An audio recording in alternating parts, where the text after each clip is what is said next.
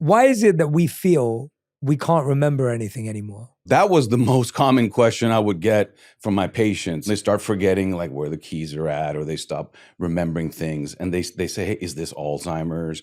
Does this need to be fixed? Is this natural? Memory is fundamental. People who don't have memory of who they are completely lost. One type of memory called autobiographical memory, it stitches our memories of our childhood, lifetime experiences, and it gives us identity, meaning, purpose. There are many types of memory. Memory is not one word. Procedural memory. Once you learn how to ride a bike, once you learn how to like tie your shoelaces, patients of mine that have Alzheimer's or even brain injury, they still remember that. Then there's another type of memory called semantic memory. That's facts. I don't want to remember my phone number anymore, man. I got facts on my phone. I want to connect the dots.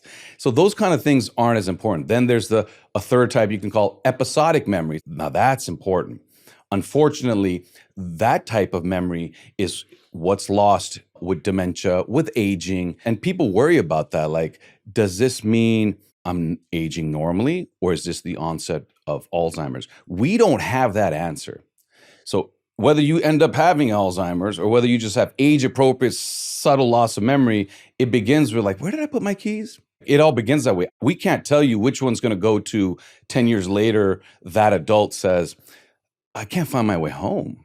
So that concept is so tricky that since we don't have that answer, I believe everybody should do things to prevent memory loss. Right. Because if you go down the Alzheimer's path or just a normal cognitive decline, the guidance is still the same. How bad is it that we can't remember what we had for dinner last night? Not a big deal at all. Those glitches are age appropriate.